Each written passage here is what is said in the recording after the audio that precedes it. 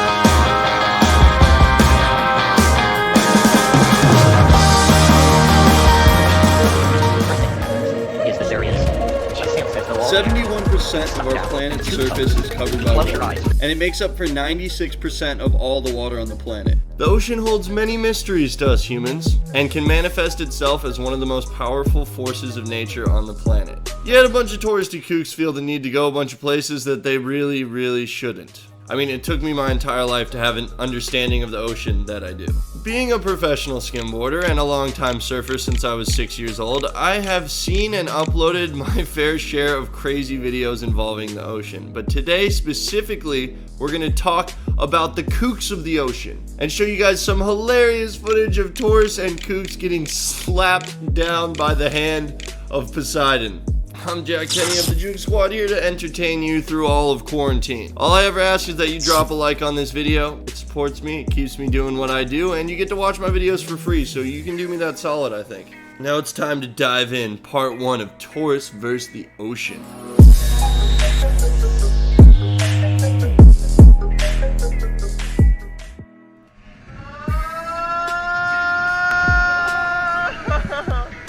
This is footage from 2014 in Cabo. For those of you who didn't know, Cabo San Lucas has some of the most dangerous and powerful shore break on the planet. That is because it goes from being a couple thousand feet deep to dry sand very quickly, quicker than most places on the planet. It's because this sand is stacked basically in between mountains that run down into the water. It is one of my favorite places on Earth, but it is also a place where I have single-handedly saved several people, and I have seen dozens of people get saved. Not to mention several people drown here a year, and it's always tourists. One thing that I want to say is skimboarders and surfers are the strongest swimmers on the planet and are the most equipped to save people. In my opinion, I'd rather have an experienced surfer save me any day over a lifeguard. So in this instance, some kid that I didn't really know at the time went for a wave and ended up getting caught in between a huge set. And it ended up being one of the biggest sets of the day. This is not something that you ever anticipate. It can go from being mellow like chest-high waves to just double overhead waves in the blink of an eye. So at the time, this is the biggest wave that he had ever seen in his life. His friends that he came on the trip with, one of them being Max Bourne, a friend of mine who's been in a lot of my videos, immediately recognized that this situation was very intense and very scary. That's Eddie!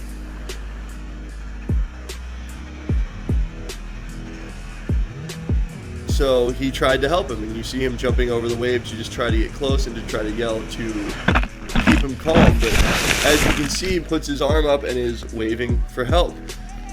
So this is one of those situations where filming is not...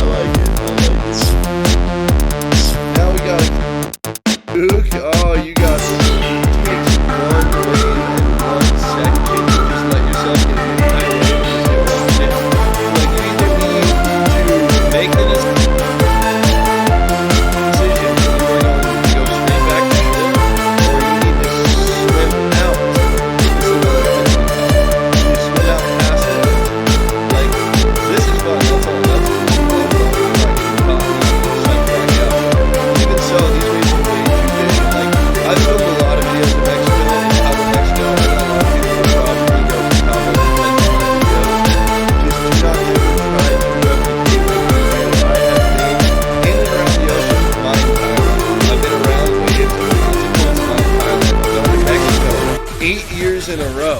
And to be honest, the first 4 or 5 days I was terrified. I still get kind of terrified in the right situation, but I'm more well equipped to face waves like this. All my skills. And another thing that you need to consider, you need to seriously consider when dealing with waves and consequences, is that when I'm out in Mexico, I'm essentially out there with 50 of the best lifeguards on the planet. I don't care what you say. I don't care how much you swam. Surfers and skimboarders are the 2 people that are more equipped to save people during waves and consequences than anyone else on the planet. Like, surfers and skimboarders are by far now the best. No question. That's it. I can do a lot of things I deserve. I have a lot of things myself. Getting worked by waves, and there is all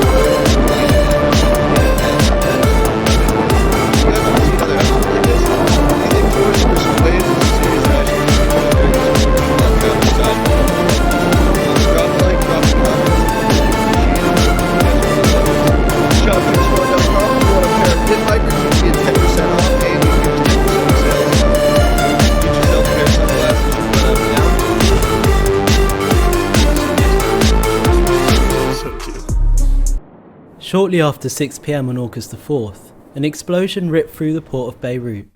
It killed more than 200 people, wounded over 6,500, and destroyed large parts of the city. Forensic Architecture was invited by Madame Mas to examine open source information, including videos, photographs, and documents, to provide a timeline and a precise 3D model to help investigate the events of August the 4th. The model is available via this link. The first photograph of the warehouse on fire was uploaded to Twitter at 5:54 PM.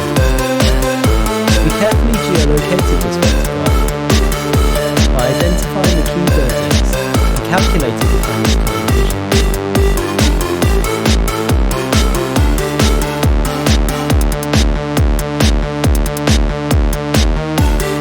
In this image, we identified the location of the source of the smoke plume at the northeast corner of warehouse 12. Smoke plumes are continuously transformed and have a unique shape at every moment. We modelled the plume at this crucial stage to help synchronise other videos without timestamp.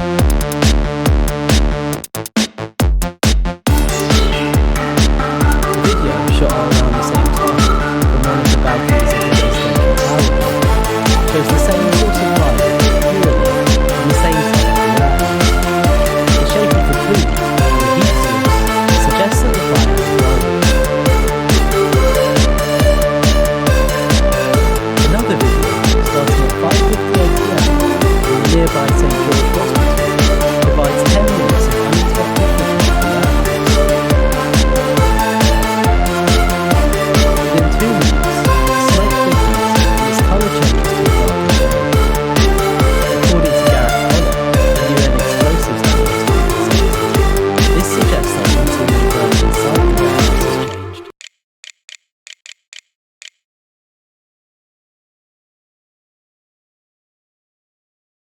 At 6:07 PM, a new intense heat source appears on the other, northwestern side of the warehouse, here, followed by a different, larger plume. The sparks that follow suggest the presence of small explosive charges, such as fireworks. 35 seconds later, at 6:08 PM, a large spherical plume appears above the centre of the warehouse. According to the explosives analyst, the symmetrical shape of the sphere suggests that it's a single point explosion originating in one particular place within the warehouse. And it's possible that as little as half of the 2,750 sacks of ammonium nitrate stored inside detonated. We use the shape of the 2 plumes from these explosions as metadata to synchronise the remaining footage.